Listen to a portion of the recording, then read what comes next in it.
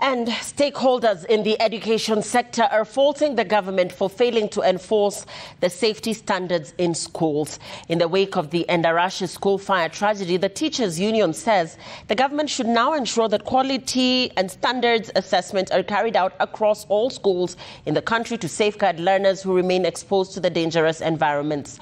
Brenda Wanga reports. The Endarasha community reels from the fire tragedy that has robbed families of 17 young lives. The fire that started late in the night is just the latest in a series of periodic lapses in the enforcement of safety standards in Kenyan schools. And teachers now want the government compelled to act and fast. Waziri wa elimu aweze kurestore quality assurance and standards katika afisi mwake, ili chunguzwe kwamba hizi mashule huwa zinakuwa registered vema na sio tu za private peke yake wala hata za public. Sababu mambo ya mkasa wa moto umekuwa mwingi zaidi hata katika shule za public kuliko za private. Pia tunataka committee yetu ya education iweze kufanya uchunguzi mwafaka, kujua kwamba je, hizi maadili ambazo zitakana zifuatwe katika Ministry of Education kwa mambo ya usajili wa mashule unafuatwa ama ufuatwe.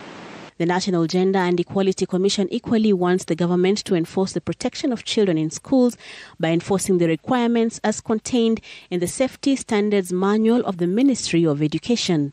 In 2008, the ministry published a manual that sets out what schools must do to ensure that children live and learn in safe environments.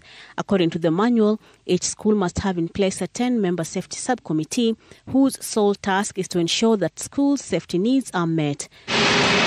The manual terms the dormitories as the single most used physical infrastructure where learners spend the longest continuous time in their days. Consequently, the safety standards here are emphasized. The manual dictates that the beds in the dormitories should have at least 1.2 meters between them, while the corridors should not be less than 2 meters wide. The doorways of the dormitories should be at least 5 feet wide and should open outwards. Each dormitory should have 2 doors at each end and an additional one in the middle, clearly labeled emergency exit. The windows in the dorm must be without grills and should easily open outwards as well.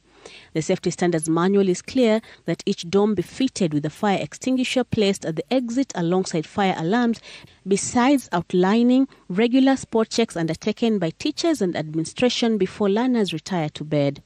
Teachers say the standards have not been fully enforced.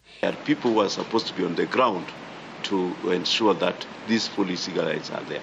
Something which is very worthy of noting, because it is in nearly all schools, that this safety manual specify the type of building materials, not necessarily the walls and so on, but the openings, the entries and so on, where students can or learners can escape, or even teachers can escape when there is an disaster.